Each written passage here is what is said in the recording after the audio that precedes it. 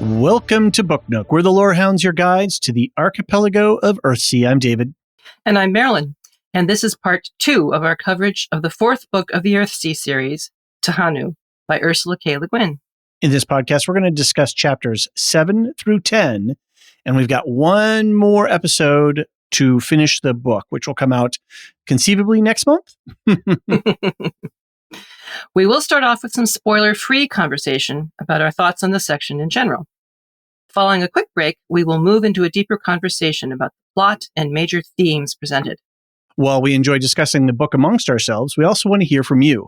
Send us an email to book@thelorehounds.com or visit us at our website, and there you can use the contact form or voicemail feature.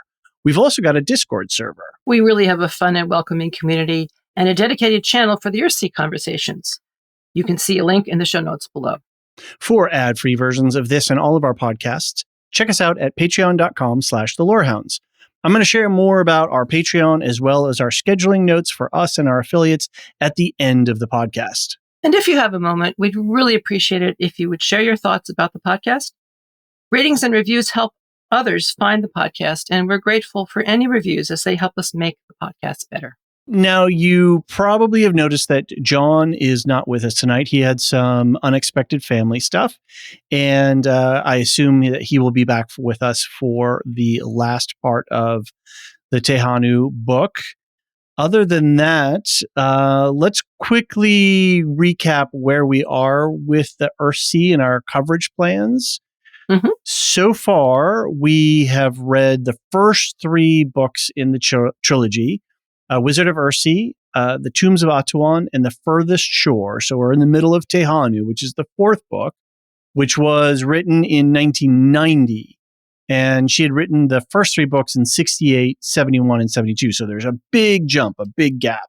Yes, there is. And so we're going to, it is a big departure too from the original stories. And so there's a lot to talk about. And so we've covered all of those, so you can go back and find those podcasts if you want. And we talked a lot about the different structure and writing style and what this book, Tehanu, is, how it's different from the original. So I would encourage you to go back to that one too, because there's some good perspective. If you're coming from the original trilogy and you're thinking, oh, hey, let's go, we're going back to Earthsea, there's a big change in Tehanu that's a really important change. And I think it helps folks to contextualize that if you've got that point of view. That said, we're going to be covering Tales from Earthsea, which was written in 2001, and The Other Wind, which is also a 2001 book. Mm-hmm. We're not sure. It'll probably be in the new year sometime. We're going to get through December and January, and then we'll probably pick it up from there. Yes, I think so. Yeah.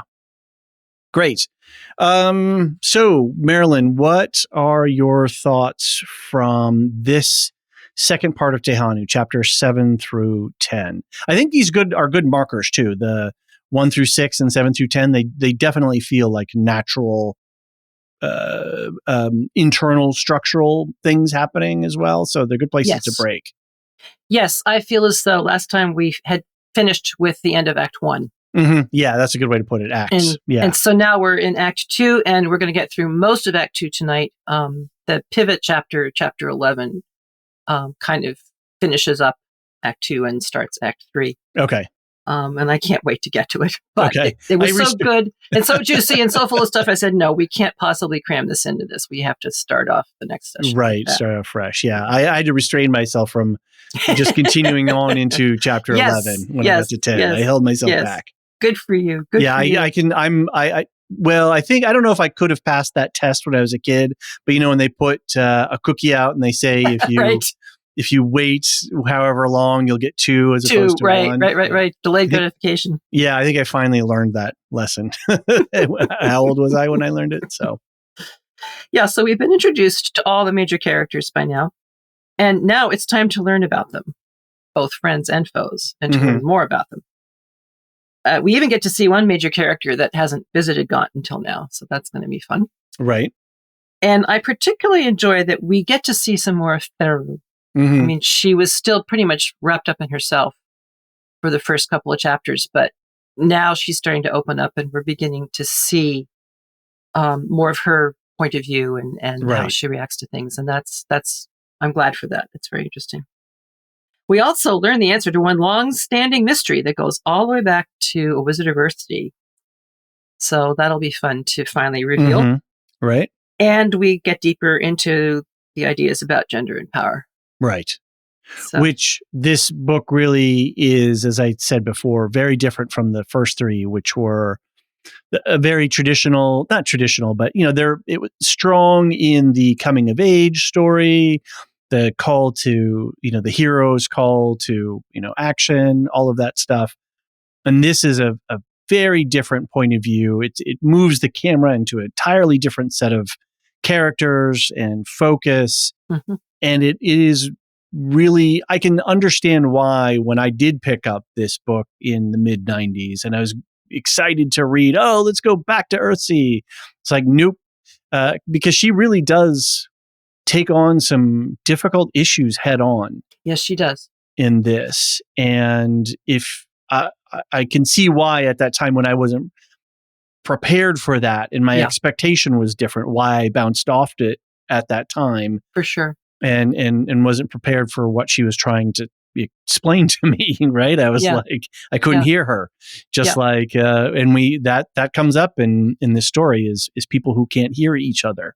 Yes. Because they're not present in the moment with the other person. Yeah, she describes it as looking at the story from underneath. Mm-hmm. That's one of the ways she talks about it. And she also is clear that what she is doing is writing the fantasy from the perspective of ordinary people. Right. Not from the perspective of the heroes and the villains necessarily. But and we're so, at least me personally, I can speak for myself. I'm so trained on the point of view of the hero and the point of view of the young princeling who, who's been in secret and suddenly is, right, we're all heroes of our own stories and our media caters to that. Mm-hmm. So if you're suddenly confronted with issues of gender and of violence and of injustice and of loss, yes, that's not the heroic entertainment that we're used to.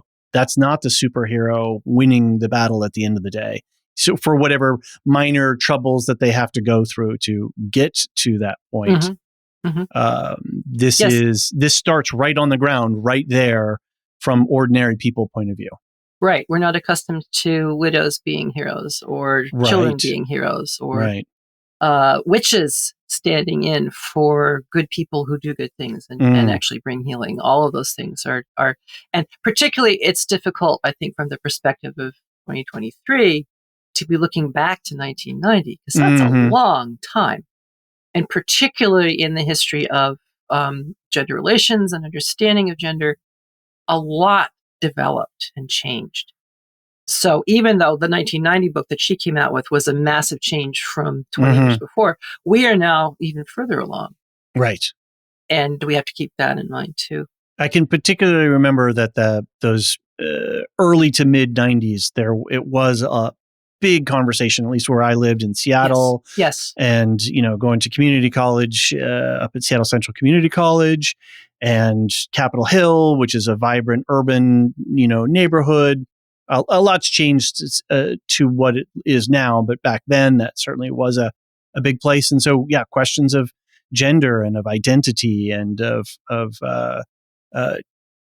rights and responsibilities were being, questioned. And is it okay to hold the door and, for open for somebody? All of these questions. And it was really a confusing time for me. I remember as a young man going, like everything that society has told me and the way that things were structured suddenly is altering. Yes. And I don't know, what's going on and how to deal with this. And then so I go to read this book that I was like, I can read something that I can pick it up. It's like, no. A comfort book and not even there. So, I feel you, David. I get it. Yeah. But, and I think that's an important part that this book plays in turning that wheel, right? And moving our consciousness and our attention out of old modalities and into different ways of thinking about things so that we can try to seek more justice. And as someone who lived through the 60s and the 70s and the 80s and the 90s and the noughties and the teens and now the 20s, I can see the cyclical nature of it. And as an historian, I can also see the cycles that came before it.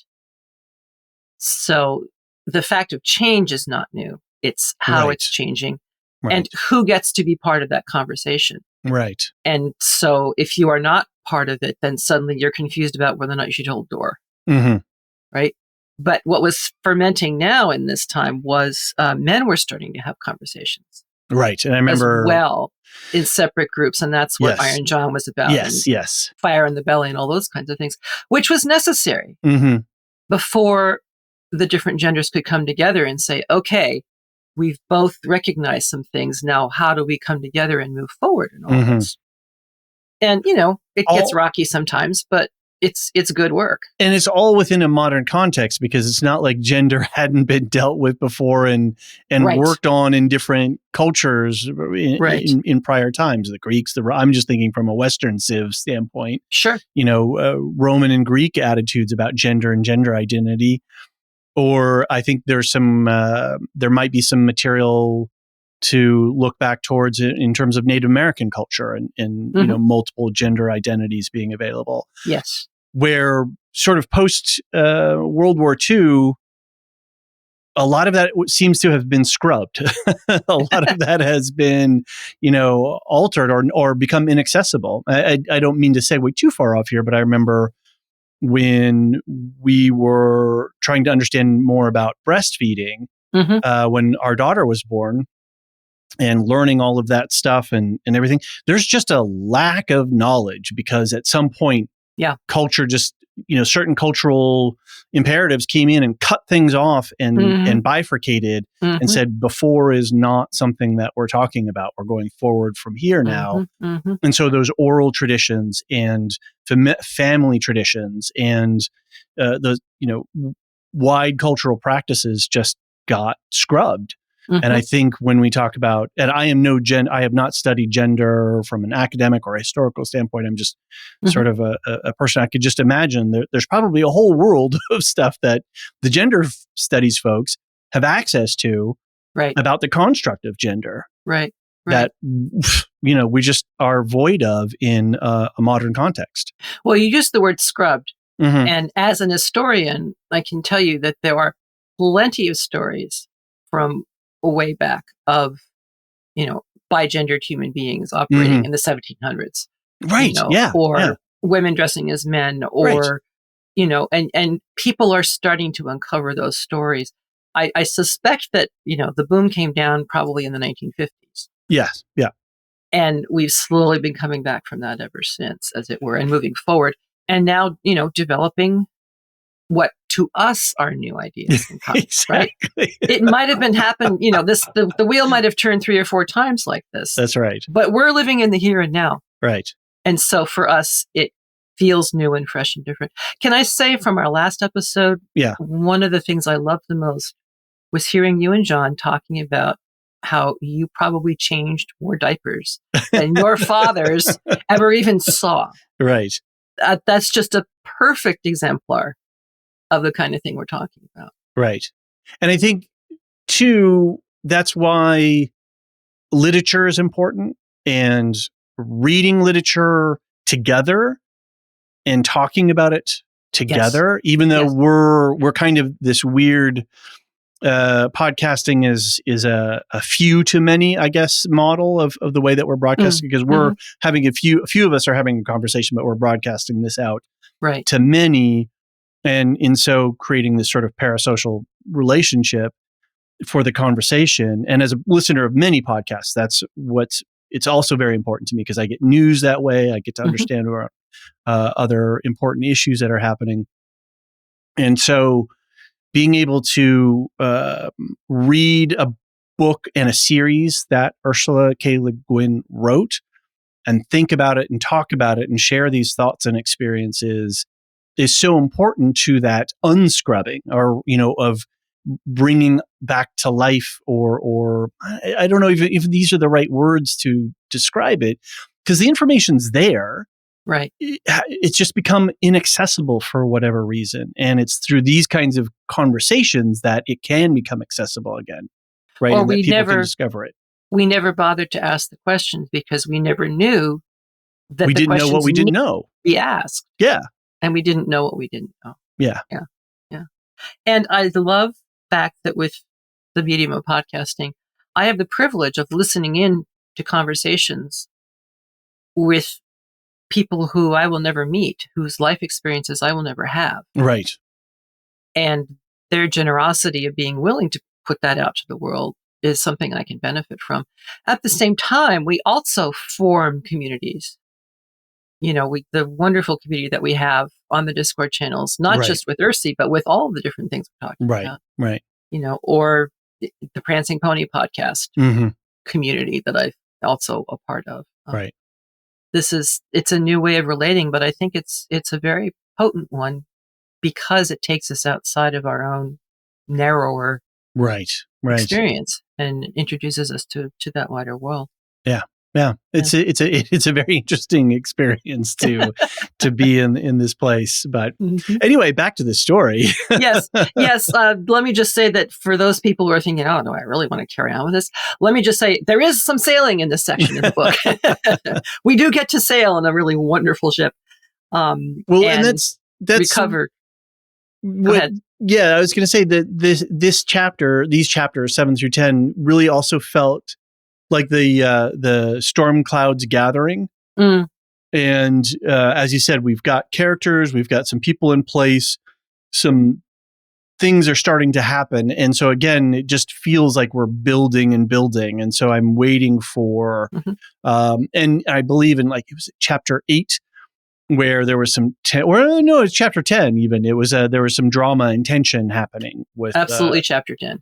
That was sort of, bone chilling to, chill to the bone kind of stuff. Yes. And so there is excitement and adventure yet to come, I think, in this story. So there was, go ahead. We learn a little bit more about the politics of Gaunt and of Roke and of Havner. Yeah, which is really interesting because we're microcosming on Gaunt, but yet there's so much going on there.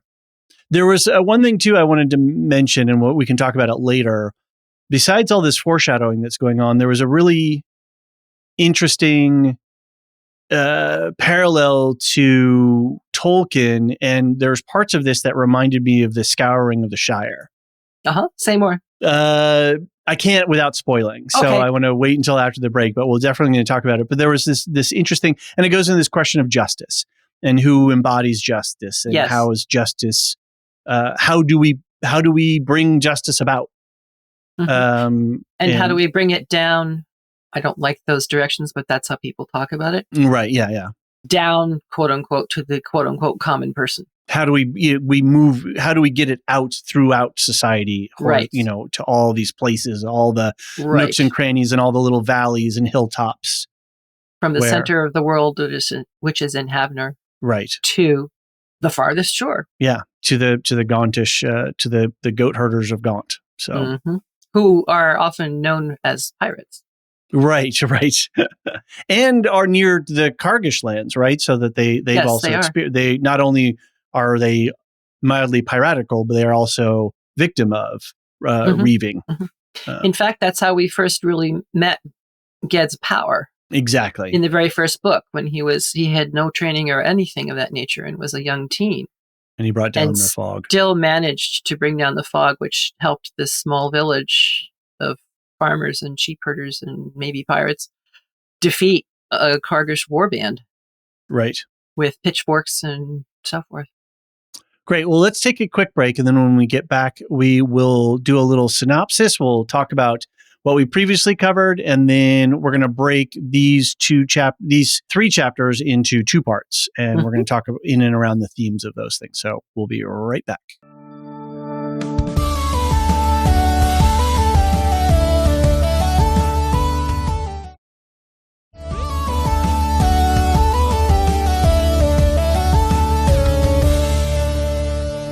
And we're back. All right, Marilyn, let's move into talking quickly about what happened last time, and then we'll go into the two parts of the story setup that we have this time around. So previously, the former Archmage of Earthsea, Ged, was flown on the back of a dragon to his home island of Gaunt, where he was met by Tenar, the young woman that he brought out of the labyrinth, and who helped him to restore the ring of Elfaran. I'm not sure where's the syllable? I would say Elfaran. Elfaran, okay. Ged has lost all of his magic through sacrificing it to save the world from an evil wizard who, promising an end to death, had made a hole in the world that let all the magic and life drain out. Tenar, now a widow, has a farm on Gaunt and has adopted a horribly abused child. They all meet at the house of Ogion, the old wizard who had given Ged his first training. So, yeah, that's basically the setup for 1 through 6. It was a very differently paced from the original books. And like you said, we had to sort of bring the camera around and recenter ourselves. Right. So after Ged comes and here, why don't you set us up for the first part of these chapters? Sure. And the one piece that I omitted from the previously on was the fact that Tenar was called to Ogion's house because Ogion was dying. Right. And she gets there and tends to him through his death. You know, one thing, just quickly to go back, and I was thinking about this when I was reading the chapters. Sure. Whenever they were referring to Ogion and his naming, that in death you are referred to as your true name. Yes. Not your use name. Yes. And I just find that such a really interesting little construct and a beautiful bit of world building that she does with that. So you can speak somebody's true name all you want when they're no longer here. Because they're no longer susceptible to any kind of misuse you might make of it. Right. Yeah. But it's nice to be able then to think of and refer to that person in their true form as opposed to the, Yes. And it's sort of a reaching to their essence or to their memory. And I believe there's a phrase of, if somebody's passed, may their memory be a blessing to you. Right. And in that way, if I can know them in their true name sense, their memory is more of a blessing in that regard because there's no more veil, but it's truth that, there's some sort of connection to who they were as opposed to who they were superficially. Yeah. And maybe it is something of a comfort and a blessing to have that deeper connection now. Yeah. Even though they are no longer a part of your physical life. Exactly. You now know how to truly call them. And that was the most intimate gift that somebody could give to anybody else. Yes. Was the knowledge of their true name. Because it was also dangerous to know. It was, names have power in Earthsea. And I think that hasn't changed. No. Between then and now. So what was Ogion's house is now Ihall's house. Right. And yes. Maybe we can remember to call him Ihall from now on. Right. Yeah. It's a good. I don't know if that's going to happen because I see in our summation of this next section, I say word comes of a ship from Havnor in Gauntport. You know what we should do before you read this next synopsis? This is final warning. Spoilers. We're moving into full spoiler territory for chapters 7 through 10 of the book Tehanu. So, okay, take it away. Okay. All bets are off. If you haven't read it yet, stop now and come back when you have. That's right. So, word comes of a ship from Havnor in Gauntport. Ged panics at the news and decides to leave Ogion, now Ihall's house, to go to work on Tenar's farm. Tenar greets the king's messengers from the ship with frog's legs and Andrades wine from the dragon year, but will not help them find Ged. Auntie Moss, a witch with a lively past, helps Tenar to understand why she could feel love for Ged, but not desire. All wizards put spells on themselves to eliminate sexual desire in themselves and in all who see them, in order to be able to wield their power. Such a practice, though, isn't necessary for witches.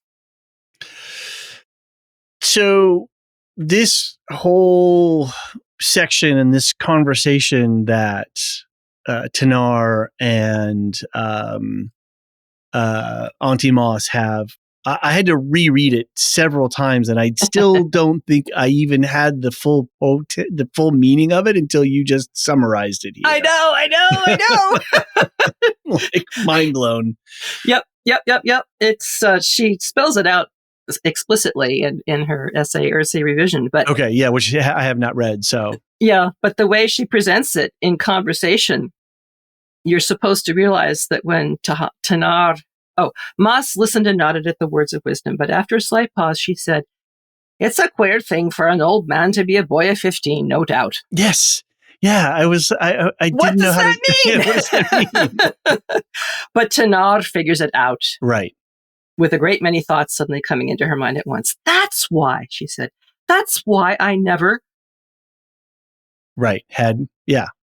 After quite a long silence, she says, Do wizards, is it a spell?" And Ma says, "Well, what else would it be? Of course it's a spell, you know? Sometimes I'll tell you it's a trade-off that's like a marriage term backwards, but to me that's got a wrong sound to it, like a dealing with the old powers more than what a true witch deals with. And the old mage, he told me they do no such thing. Though I've known some witches who do it and come to no harm by it." So there again, the differentiating of, so-called masculine and feminine power, or how men and women have been gendered. Right. To believe in and to use and experience power. And Tenar says, "But why? But why? Why did I never think?" The witch laughed aloud. "Because that's the power of them, dearie. You don't think. You can't. And nor do they once they've set their spell. How could they, given their power? It wouldn't do. It wouldn't do. You don't get without you give as much. That's true for all, surely." So this is the great spell that Ursula K. LeGuin associates with the gender relations. Right. Right? And that the wizards do a spell of celibacy in some ways and remove themselves from the sexual realm. Mm-hmm. It's like they just flick a switch and they're no longer conscious of any kind of sexual attraction or feeling or anything of that sort. There is love. There is tenderness. Sure. Intimacy, friendship. In the second book, he says to her, she says, will you stay with me? And he says, "I can stay for a little while, but I can't stay forever. Mm-hmm. But if you need me, call me. Right. Mm-hmm. I will come to you from the end of the earth." Right. Right. And she reflects on times when she has seen and felt tender towards him. And is kind of startled to remember at one point when he first comes back and is still unconscious. Didn't I ever kiss him? Mm-hmm. Well, sure, I kissed him in the boat. I mean, sure, but that's the power of the spell. Right. Right. Whether it's sexism or this other thing. And she never deals with that in the books. She never confronts that head on. Like in the first 3 books. That's right. It's never talked about when Ged is at Roke or anything. And the only time that there is any sort of hint of a relationship is in the second book. And even that is just these couple 2-3 scenes at most, maybe. Mm-hmm. Well, see, both you and David were also talking in the first book about, you and John. It's fine. Hello. Hi, you're David. Nice to meet you. You were both We're just talking. A disembodied voice at the end of a microphone. There we go. I don't even see your face, right? Wrong. I do see his face and I enjoy it we very do much. do video for our conversations. In the first book, both of you detected a certain amount of interest between Ged and his friend's sister Yarrow. Yes. And a couple of times have said, "Oh, I think there was something there," or whatever. And I'm sitting here thinking, okay, you go ahead and think that. Right, with Vetch's sister. Yeah, Vetch's little sister. Mm-hmm, yeah. Mm-hmm. But LeGuin points out consonance, abstinence, denial of relationship. In the realm of male power, there is no interdependence of men with women. Manhood, according to Sigmund Freud, Robert Bly, and the hero tale, is obtained and validated by the man's independence from women. Mm-hmm. Right. Connection is severed. The man's heroic relation to women is limited to the artificial code of chivalry which involves the adoration of a woman-shaped object. Mm. Women in that world are non-people, dehumanized by a beautiful, worshipful spell. A spell that may be seen to come up from the other side is a curse. Mm. And she points out that, you see this world it's not a fantasy kingdom. It's an army. It's the stock exchange. It's every corporate boardroom. It's in our politics. It's in English literature. It's the world I lived in when I wrote the first 3 books of Earthsea. I lived under the spell, the curse. Mm-hmm. Most of us did. Most of us do. Most of the time. The myth of man alone or alone with his God at the center on the top is a very old, very powerful myth. Right. It rules us still. Mm-hmm. But thanks to the revision of gender called feminism, we can see the myth as a myth, Mm-hmm. a construct which may be changed, an idea which may be rethought, made more true, more honest. But she also points out that a rule may be unjust, but its servants may still be just. Mm-hmm. That at the university Virginia Woolf couldn't enter, Tolkien taught. The mages of Roke, honest and just men trying to use their power mindfully, keeping equilibrium according to their lights. Mm-hmm.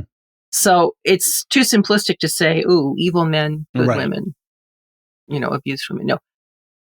Within a system, any system, there can still be some concept of justice. Mm-hmm.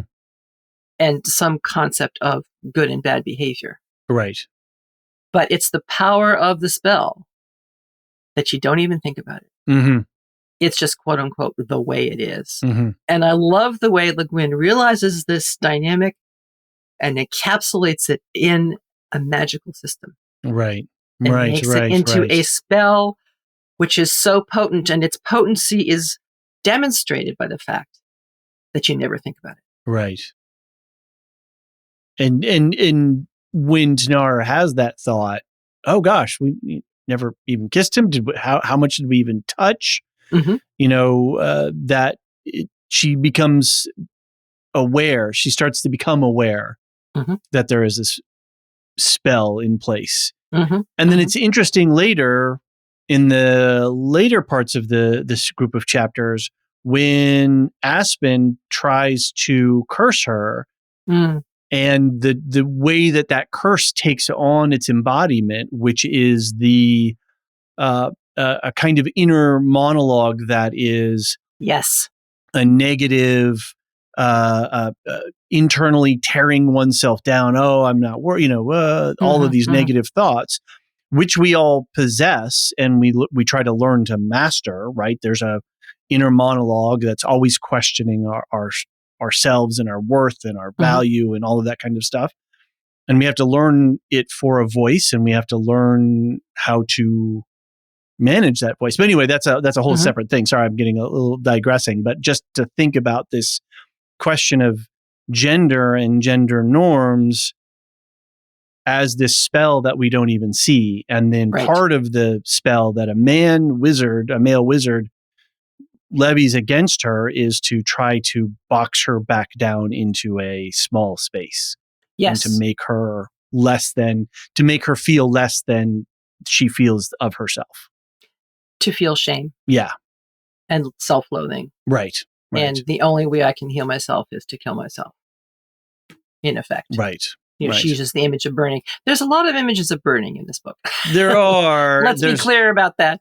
Good stuff and not so good stuff. And there's a lot of draconic stuff being seeded all throughout this. We will talk about this too. Yeah. But you see, the other side of the spell is that witches don't have to do this. Witches, they're sexual, and that's fine. And it doesn't affect their magic or their power. Right.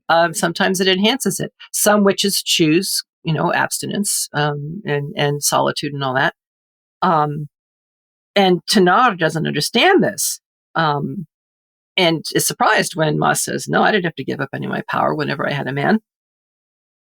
And Tenar says, but you said you don't get unless you give. Is it different then for men and women? What isn't different, dearie? I don't know, said Tenar. It seems to me we make up most of the differences and then complain about them. I don't see why power should be different for a man witch and a woman witch, unless the power itself is different, or the art. And then that's when Moss gets into her essentialism about the fir tree and the bramble, and it's always different for men and women, because that's what she's been gendered into believing. Right. But that's a very important observation from the part of Tenar. I think we make up the differences and then complain about them. Right. Okay, well, let's move on to part 2 of this section of chapters. And I think there's going to be a lot more for us to pick up from in here, because this is really where a lot of the drama starts to take place. And we can look at some of the issues and themes through the story action. So... Yes. In the village, Tenar meets with old Fan the Weaver, who long ago rented her a cottage and watched over her until she left Ihall for the Middle Valley. He shows her a fan which mingles the images of people on one side and dragons on the other. On returning to Ihall's house, she learns that one of Theru's abusers had been there, to Theru's great terror, and was working in the hayfields of the Lord of Re Alve. Tenar goes to warn them of Hande's behavior, but she's confronted by the Lord's wizard, Aspen, who insults and threatens her for being a woman. Tenar is saved from his curse by the appearance of 2 of the courtiers from Havnor, who do her honor and save her from being cursed, but then return amicably to the castle with the wizard. A few days later, after the courtiers are gone, Aspen curses Tenar from a distance, blocking her ability to speak or think in Hardic. She uses Kargish instead, and manages to leave with Theru to the port town, where they encounter Theru's abuser, who actually touches her before they are rescued by King Lebanon, who arrived on that ship. He takes them in, and on their voyage back to the port of Tenar's home in the Middle Valley, they discuss the conundrum of no archmaid and the related words, a woman on Gaunt. King Lebanon says he will not allow anyone to come looking for Ged again. Theru can take no joy in the voyage, but Tenar hopes the king might one day visit them on Oak Farm. So this part of the story was really shocking in some ways, and it goes back to that idea of heroic fantasy and the fate of the world, stake, whatever. But what we're dealing with is misogyny and violence against women and violence against children. And she's not veering off from it. She's not just hinting at it, but she's sticking it right there in the center of the story. Mm-hmm. And it's confronting and it's challenging to see. And then the from the point of view of Tenar, to feel that fear and that sickening feeling that you're powerless, that she, as a woman, has no voice in seeking justice.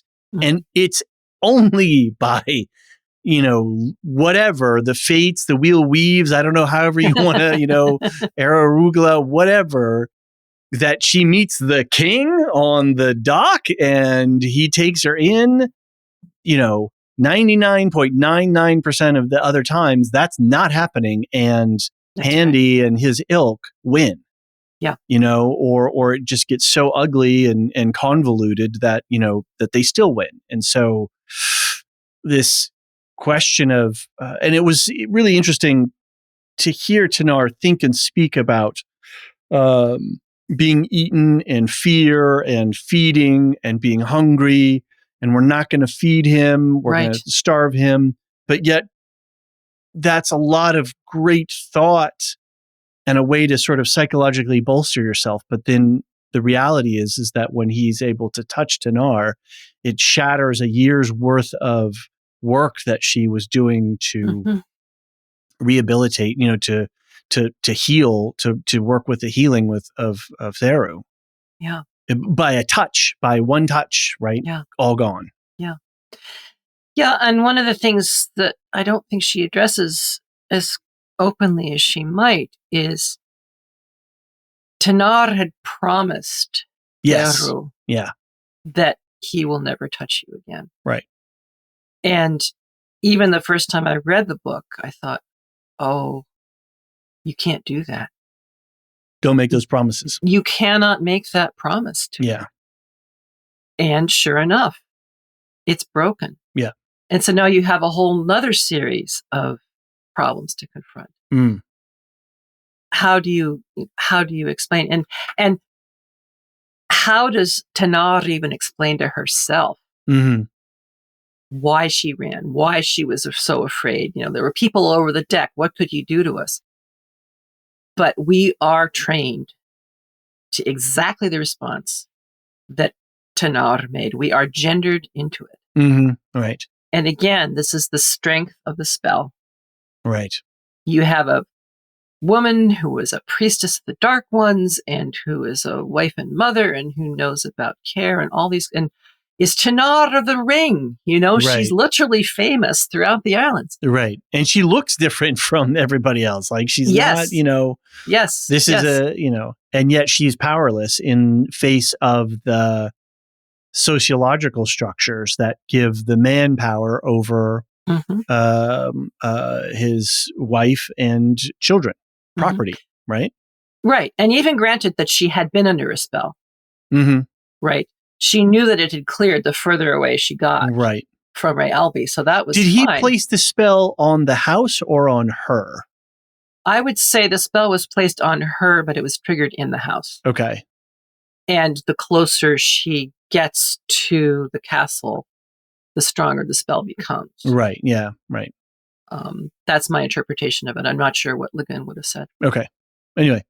But it's the heartbreaking knowledge that every parent has to face at some point. How do you tell your child? Right. I will keep you as safe as I can. Not, I will never let you be hurt. That's just, you can't say it's that. Impossible, right? I think you cannot say that. Right, no. As much as you want to. Yeah. And it breaks my heart to think about.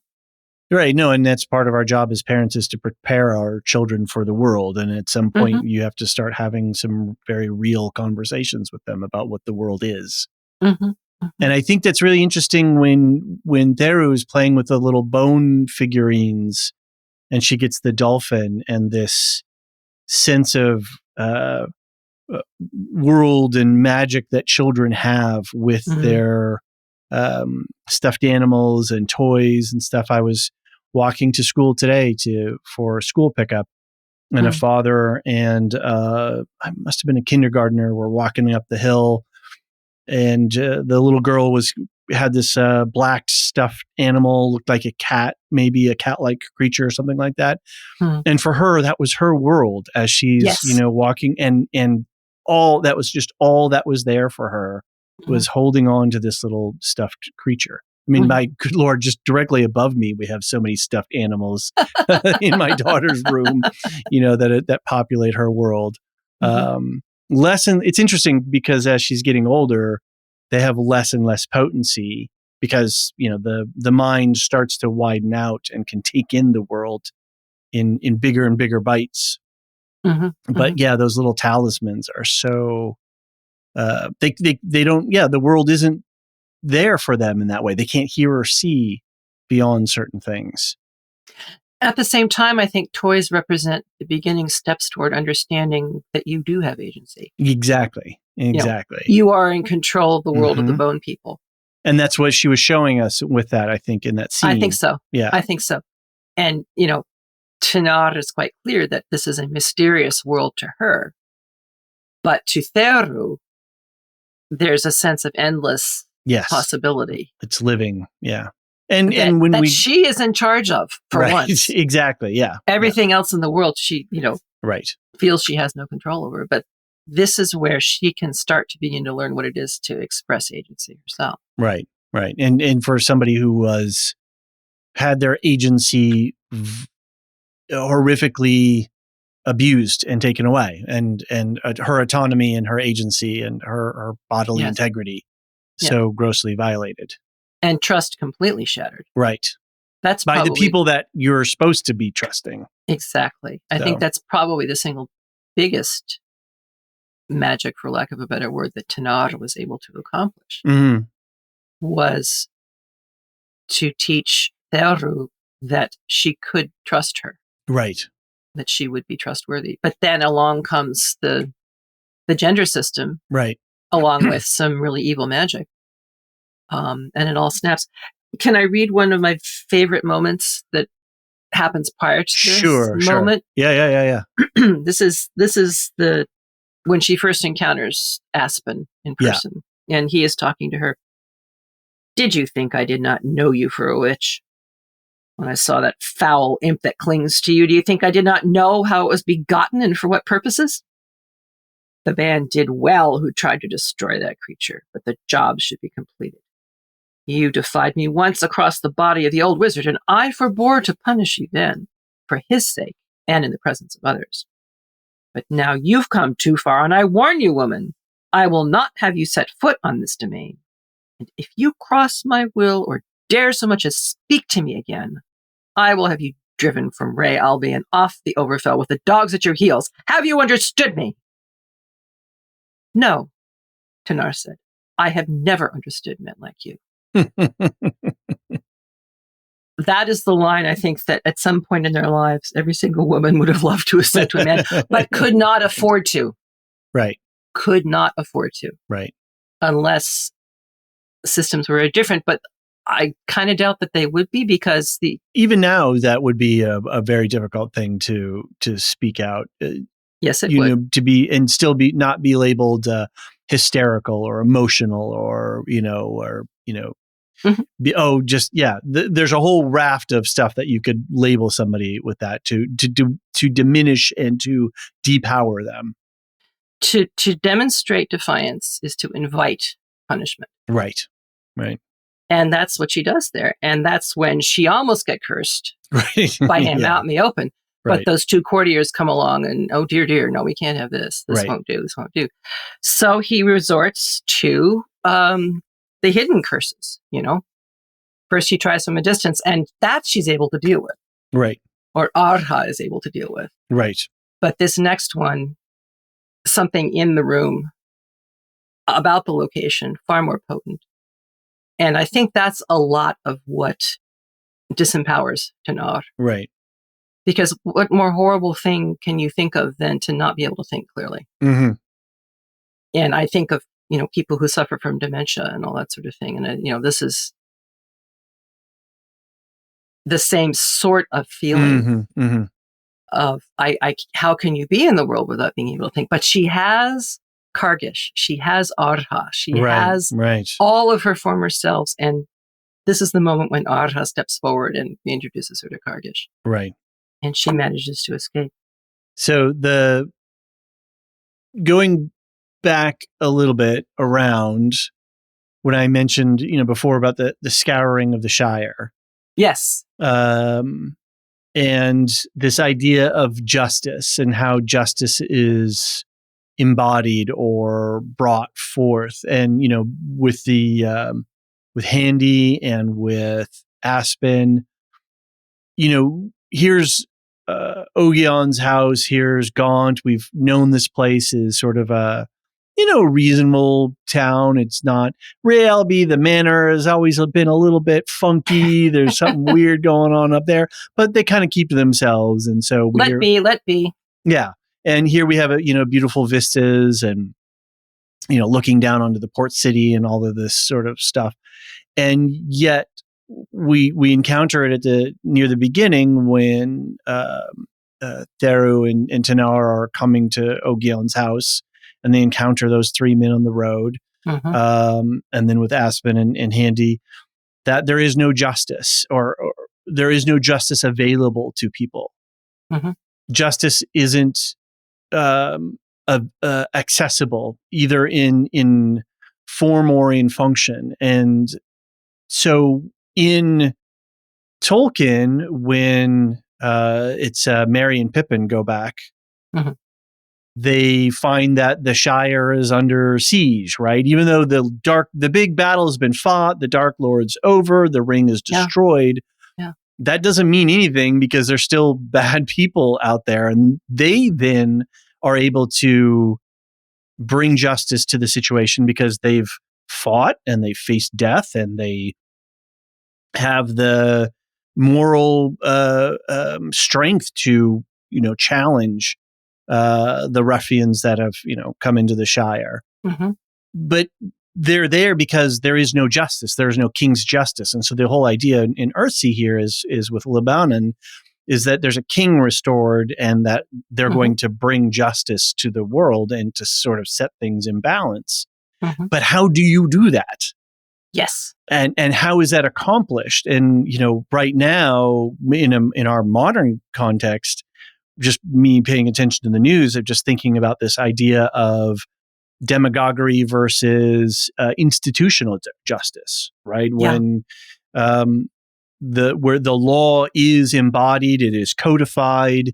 There may be high priests that you have to pay a lot of homage to be able to say the right incantations and make the correct protestations in front of the power centers. But it's accessible and it's codified and available to us. And so there's an institution that is made up of thousands and thousands of people to try to seek to establish a neutral form of justice and have it. In this world, in our Earthsea, we don't. It's embodied by the king. Right. Right. And without a king, who is setting the scales? Who is able to embody justice? And so it really feels like if you're somewhere here and somebody like Handy or these other ruffians or Aspen, they could do whatever they want. Yeah. Not only in a gender standpoint, but in any standpoint, because who is going to hold them to account? If they're more powerful than you, or if they come in the night, that's it. You don't have access to any redress or defense or anything. You're powerless. Yeah. And so there is no justice there, right? There's no peace. There's no justice. Yeah, I really love that analogy with the scouring the Shire. I'd never thought of that before. And there's a lot of parallels there. One thing I will point out is that Merry and Pippin come back as officers of the king. True. That's true. Messengers of the king. Right. They both are sworn into service for their lords. Mm-hmm. And so they have some connection back to the system. Now, what that means when, Gondor is hundreds of miles away. Exactly. It means nothing. It means nothing in one sense, but because Merry and Pippin have been trained to take it on and ennobled to take it on, they are able to deal with the immediate situation. And then we assume afterwards, hobbits go back to their usual peace-loving ways. LeGuin is giving us a similar situation insofar as, yes, there hasn't been a king for years, so Aragorn's return is very much like Llewellyn's rise to the throne. But they've had the wizards. Right. Roke has been the source of justice, and the wizards serving throughout their communities. I suppose there's a parallel there, too, with the Jedi somehow. Yeah, for sure. But the problem is Roke is in confusion. Partly because of all the damage that's been done by the wizards who let open a hole in the world, and partly by the fact that they don't have an archmage anymore. They don't know how to get one or find one. They're all in confusion. All of these things are the result of this evil wizard trying to deny death and, breaking a hole in the world and so on and so on. And those are sort of the higher level. I don't like hierarchies again. Right. That's where it's placed. Those were the overt effects amongst the powerful, the ones who are expected to deliver justice. Mm-hmm. We're now also seeing the effects of that same damage done to everyday people. Mm-hmm. Yeah. To common people who, on the island of Gaunt, never really had a whole lot of recourse to much of anything. I mean, they have a town, they have Ogian, now Ihal. a wizard they could call upon at need. There was a wizard in the town of Realby. And now here's this wizard up in the castle. Right. And there is something very wrong about this. Right.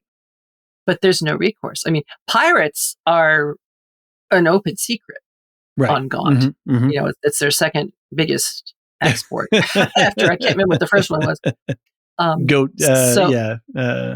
Goat-related products. Probably. But there is this sense of who is going to maintain the justice, the natural justice that a lot of philosophers and other people talk about. Exactly. Right. With all these absences and these uncertainties. And again, the outcome of a fantasy style damage to the world event manifests in a small village on a small island in a small child. Which, when I come to LeGuin and I'm reading what I want to read with her, one of the things that she does as a writer is scale things so they can be world spanning or very small, but I never lose a sense of intimacy with her world. No matter what's going on the back of a dragon or in the Patterner's Grove or on a little boat out on the water somewhere, her writing always brings you this level of intimacy. And so she can take these big complex issues like celibacy and gender and power and magic and whatnot, justice, and she can just bring it right into this fairy. And in this story, in Tehanu so far, my experiences of it, the writing is less poetic in some ways. It's I don't know. There was a magic around the first 3 books, and those were very early in her writing days, and a sort of a natural gift. And then over the course of time, so her writing style has changed. It's less fractal in nature, is the way I kind of want to describe it. It's more. Mundane's not the way I want to say it. It's just more grounded and more straightforward and just simply described. But yet the intimacy to these big issues is so still present in the everyday walk, letting the goats out and going down to Auntie Moss's house. Right. And the images that you're using are exactly the words that she used to describe her process.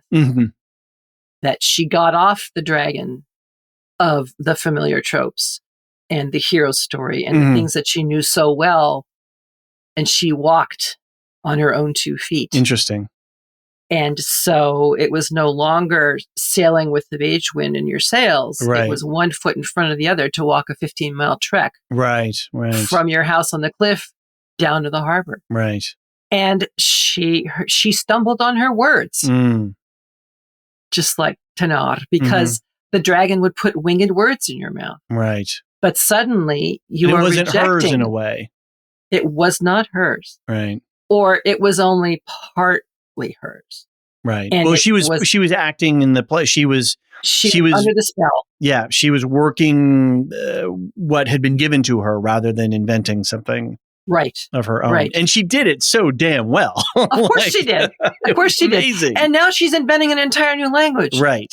Right. Which is even more amazing. Right. And just remember, one of the texts, one of the things we hear over and over and over is all changed. So that when you're talking about justice and restoring equilibrium and all these things, there's an interesting conversation on the boat. And I wanted to credit Davey Mack in particular on this because he sent us, he was talking in the Discord channel and he talks about the whole topic of ordinary fears. Yeah.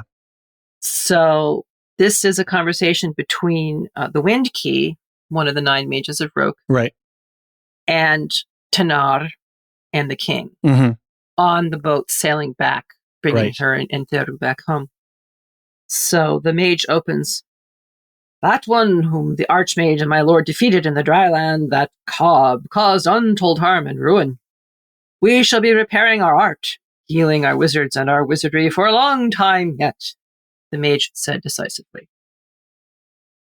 I wonder if there might be more to be done than repairing and healing, she said. Though that too, of course. But I wonder, could it be that one such as Cobb could have such power because things were already altering, and that a great change had been taking place, has taken place, and that it's because of that change that we have a king again in Earthsea, perhaps a king rather than an archmage? The Wind-Key looked at her as if he saw a very distant storm cloud on the uttermost horizon. He even raised his right hand in the hint, the first sketch of a wind-binding spell, and then lowered it again. He smiled. Don't be afraid, my lady, he said. Roke and the art magic will endure. Our treasure is well guarded. Tell Kalessin that, she said, suddenly unable to endure the utter unconsciousness of his disrespect. It made him stare, of course. He heard the dragon's name, but it did not make him hear her. How could he, who had never listened to a woman since his mother sang him his last cradle song, hear her? Indeed, said Lebanon, Kalessin came to Roke, which is said to be defended utterly from dragons, and not through any spell of my lord's, for he had no magery then. But I don't think, Master Wind-Key, that Lady Tenar was afraid for herself. The mage made an earnest effort to amend his offense. I am sorry, my lady, he said. I spoke as to an ordinary woman. She almost laughed. She could have shaken him. She said only, indifferently, my fears are ordinary fears. It was no use. He could not hear her. But the young king was silent, listening. So what was Davy Mac's take on this? I don't have the text in front of me. Sure. No, we can just... We'll just keep going. The thing that struck out for me the most was his using the phrase ordinary fears and how much he appreciated the fact that this book talks about ordinary people doing ordinary things and having ordinary fears. And that this was a completely different view in this long tradition of fantasy literature. Right, okay. And right. wizards and dragons and all these different things. We are now bringing in the ordinary people, the widows and the abused children and the goat herds. And you know what I was particularly taken aback by in this passage was when the Wind-Key says, "Oh, I'm sorry, milady, I spoke as to an ordinary woman." What the hell are you doing speaking to ordinary people that way anyway? Like, where's your damn manners, right? Seriously. But it's hierarchy, it's status. So I'm the Master Wind-Key, where here's the king, right? He's out, he's amongst people, he's learning, he's listening. He's not so full of himself that he can't appreciate somebody else's point of view. He's only 18 years old. Right. And he's been to death and back. Yeah. And he was well brought up as a prince and a king. Right. The wizard has been taught all of his life that he is to be powerful and potent, the protector of the realm, and he's part of the maintainer of the equilibrium. He's part of this magic of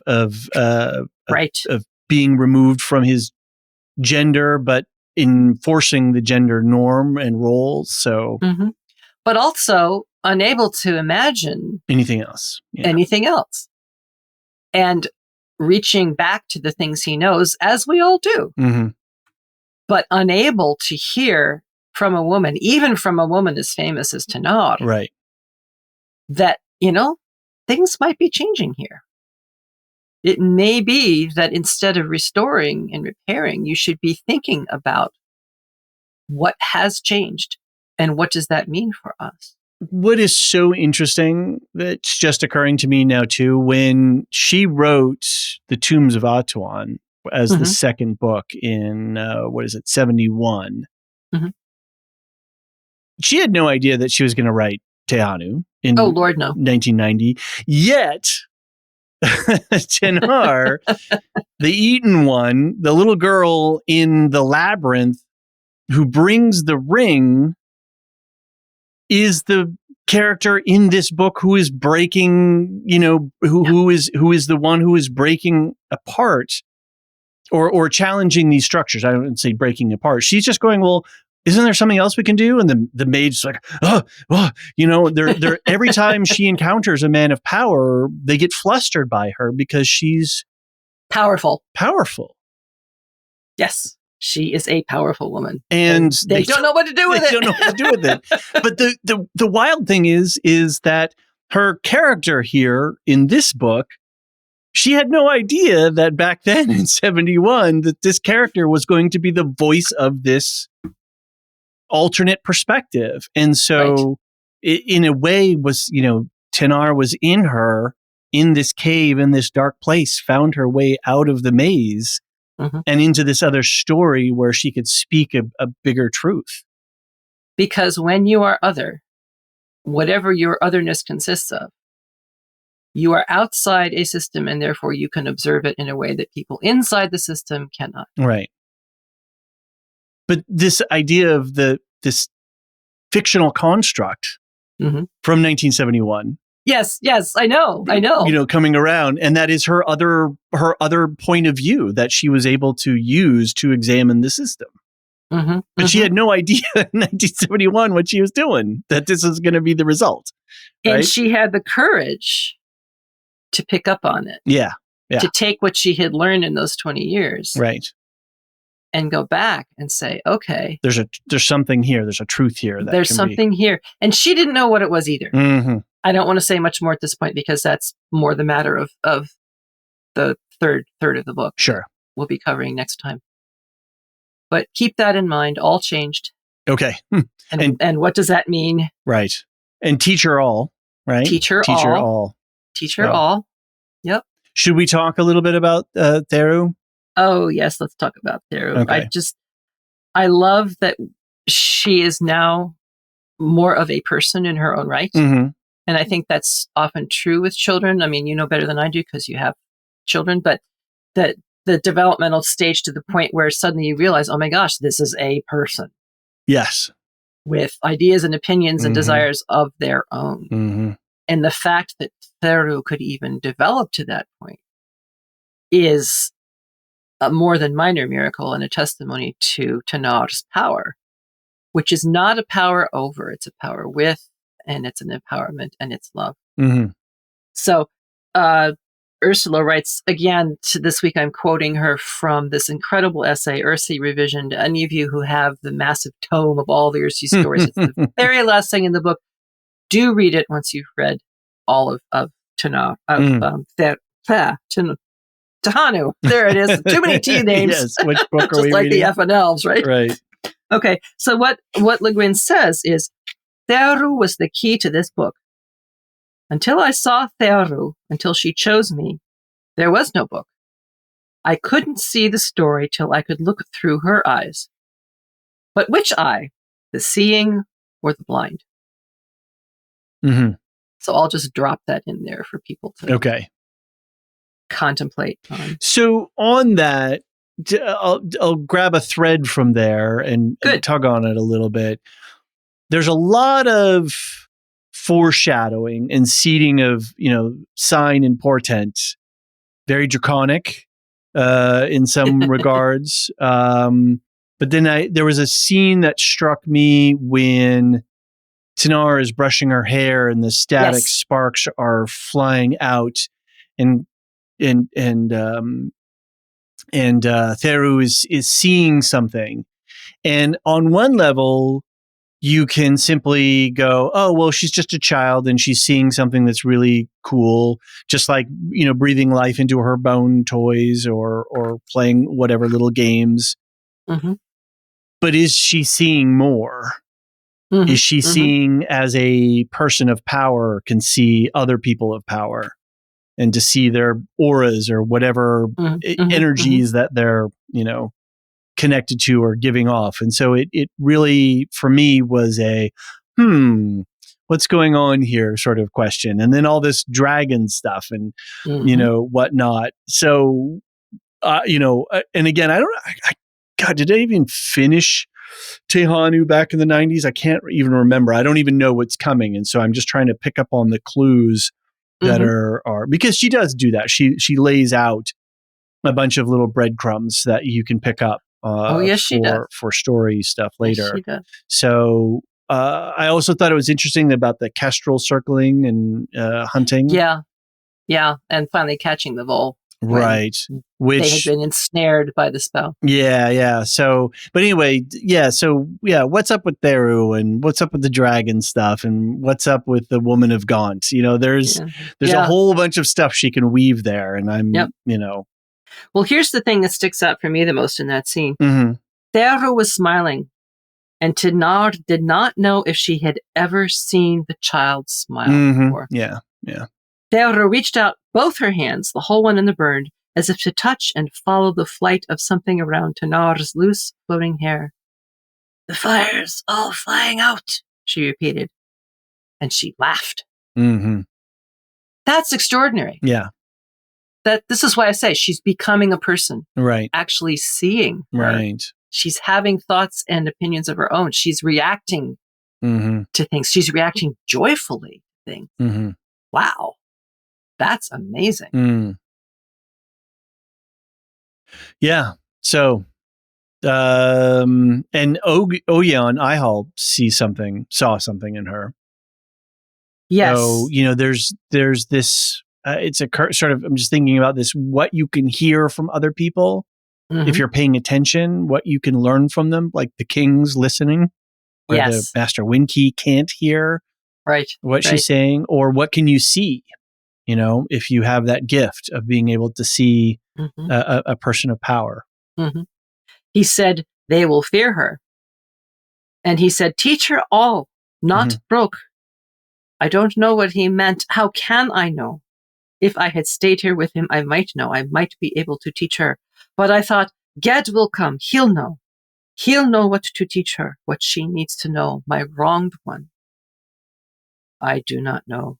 He said, speaking very low, "I saw in the child, I see only the wrong done, the evil." It goes to that quote, if not you, who, or, the idea that no one's coming. There's no rescue. There's no rescue squad coming. That's right. It's you in this moment. There's no hero origin story. I mean, that line, "was a hero being born," was an interesting one. But, Ged at this point is still very, very wounded. Right.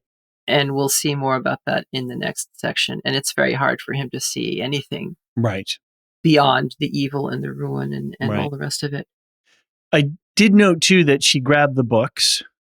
Yes, she did. Mm-hmm. Books are sacred. Yeah. Remember, there's an awful lot of our dear Ursula and our dear Tenar.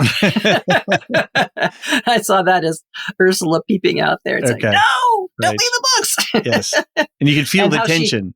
And how she hated to tear a small strip off anything so sacred as a book to send the note to Ged to tell him to leave that night and go off to her farm. And the thing is, even though he no longer has his empowerment at this point that he had, Ged still can't see anything other than the evil. Ihal could see something. Unfortunately, he died too soon. Or he kind of got off the topic too soon. He saw, and he said he saw. Tenar sees with the eyes of love. And she doesn't know yet what she's seeing, but she has a way to look differently. And LeGuin actually calls her a wolf mother. Okay. Because she's raising this wild child. This child who has almost been dehumanized. She's certainly been degendered. Because all of the things that men might find admirable and attractive in her gender are gone. Yep. Her virginity is gone. She's ugly. Right. All of those things. And so who or what is she? Tenar doesn't care. She's a child who needs healing and love and affection. Right. and she will not let the Dark Ones take her. Right. So, and that is that battle or the battle of the 5 armies. It doesn't matter. That's the battle, right? That's the battle. Doesn't matter. That's the battle. Yeah, what scale you're talking about. You're there in that moment. Another thing, when she needs to send the message to Ged, she initially says to Tehanu, go and get Zippy to take this message over to Auntie Moss, and Tehanu says, I will go. Yeah, right. And Tenar is astonished and says, right. but you'll have to pass the village. And she says, I will go. And so Tenar tucked the paper into the child's pocket, held her, kissed her, let her go. Tehanu went, not crouching and sidling now, but running freely, flying, Tenar thought, seeing her vanish in the evening light beyond the dark doorframe, flying like a bird, a dragon, a child, free. So again, she's got this agency. And she sees in Ged perhaps someone who is even more wounded than she is. And it's something she can do for someone else. Right. And we've never seen her run before. Right. And to run and walk and openly. And to be a child. Just running in the field. Yeah. Right. So, well, anything else or? Well, Tehanu certainly responds strongly the first time she hears Tenar say the name Kalesin. So we can put a pin in that. Is that more dragon foreshadowing? Yeah, I'm shifting into dragon here. Okay. Right, because you have dragon here on your notes. A wave of warmth heat seemed to flow from the child, as if she were in fever. She said nothing but moved her lips as if repeating the name, and that fever heat burned around her. And then we have, and this is really important, I do want to read this, the image of the fan. Yeah, fan right. that Weaver shows her. We have to bring this in here. Right, there was a lot packed in here. There was. He has chapters. This beautiful ornate fan, which gives him his use name. And on it is a picture of lords and ladies and castles kind of almost seeming to float in the sky. And he asks her, did I ever show you the other side? Right.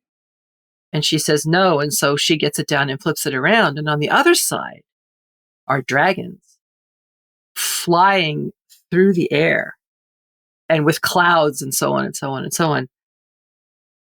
And let's see, dragons moved as the folds of the fan moved, painted faint and fine on the yellowed silk. Dragons of pale red, blue, green moved and grouped as the figures on the other side were grouped among clouds and mountain peaks. Hold it up to the light, said Old Fan.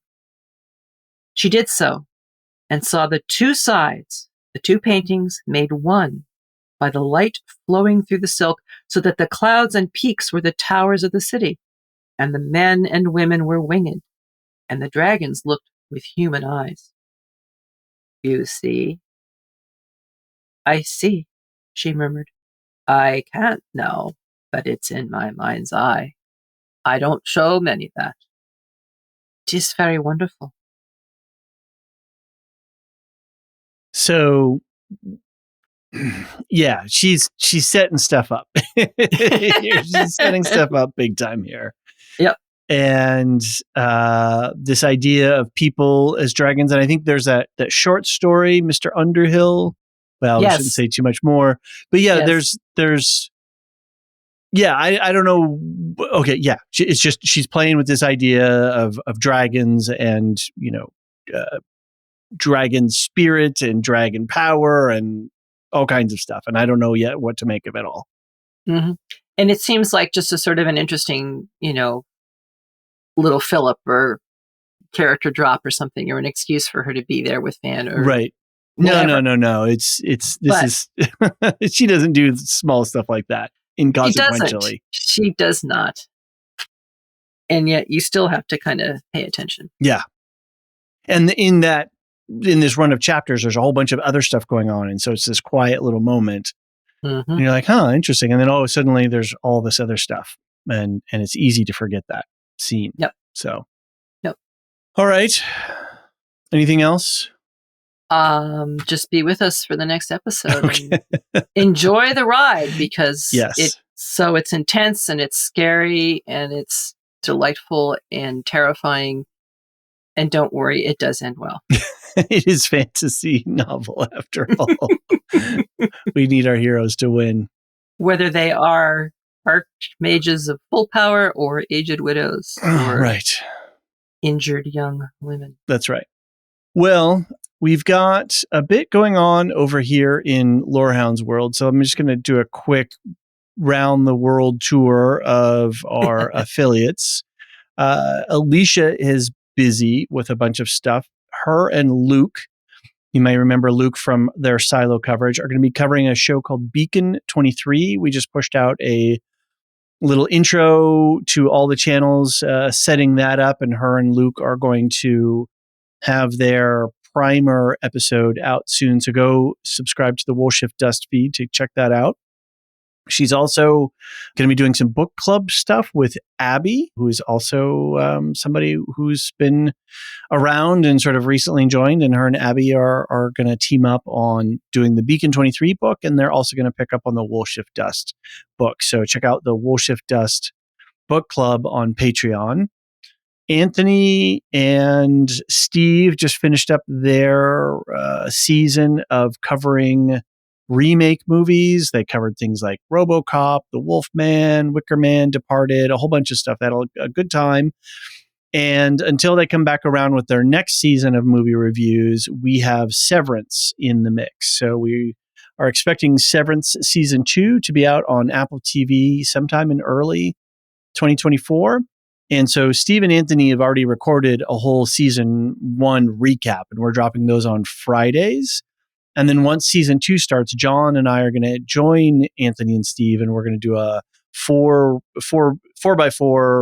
recap of Season 2, episode to episode, week to week. And we set up a whole separate feed just for that. So go subscribe to that feed if you're interested in that show. We'll release some stuff here and there just for getting people's attention, but just for logistics sake, it was easier to set up a separate feed. So go subscribe to that feed, and those episodes are dropping weekly on Fridays. For Lorehounds, we're playing a lot of catch up. We have the Marvels movie coming out. We've been covering Loki, and then we're catching up with Silmarillion stories. We've got Earthsea. We've got some Star Wars stuff. And then, of course, our Second Breakfast podcast. I believe the Lorehounds Play podcast should be out soon. They covered Skyrim. John and Brandon covered Skyrim. So hopefully that's going to be out very soon. So stay tuned to our channels, and we'll keep everybody posted as things are rolling out. Also, I want to make a quick mention about our Patreon. We have one, and it's the best way to support us. And if you're interested in supporting us, you can join for as little as $3 a month. If you want to do an annual subscription, we give you a 10% discount. And for under $35 a year, you can support us and all of the people that we work with in all the projects that we're doing. And it's no easy feat to run a little mini podcast network. There's a lot of moving parts involved, and our Patreon supporters are really the engine that keeps the car going. And to our top tier subscribers, our lore masters, we always like to give them a quick shout out at the end of every podcast. So Samartian, Cyrus, Mark H, Michael G, Michelle E, David W, Brian P, Nick W, SC, Peter OH, Bettina W, Adam S, Nancy M, Lavinia T, Duve71, Brian 8063, Frederick H, Sarah L, Gareth C, Eric F, Matthew M, Sarah M, DJ Miwa, Andra B, Kwang Yu, Laura G, Deadeye Jedi Bob, Nathan T, Alex V, Aaron T, Sub-Zero, and Adrian. Thank you all for your continued support. Boy. Thanks, guys. That's just amazing. And it's so wonderful to have that support to be able to do way too much, but it's too much fun to drop anything. That's so right. We're not going to. Exactly. And this list, it's just incredible. I mean, we've not lost a lore master, right? They all stick around. We just keep coming. That's great. Just keep coming. It means a lot to us. So Marilyn, it was a pleasure to talk with you this chapter, and we look forward to John rejoining us for the finale. I know you've been really enjoying this book. And so, I'm looking forward to the resolution of this and moving forward. So send us feedback, guys. You know, we really want to know how you are reacting to all this. Yeah. And, what it's bringing you to. And it's just fascinating to know from your side. So actually, I'm kind of hoping that maybe John will send us feedback to this episode, since he sadly was not able to be with us tonight, because I would hate for anybody to have to miss his perspective. Indeed. Great. All right, Marilyn, thanks so much. Good night, and we'll see you next time. Thank you very much. Good night, folks. The Lorehounds podcast is produced and published by The Lorehounds. You can send questions and feedback and voicemails at thelorehounds.com/contact. Get early and ad-free access to all Lorehounds podcasts at patreon.com/thelorehounds. Any opinions stated are ours personally and do not reflect the opinion of or belong to any employers or other entities. Thanks for listening.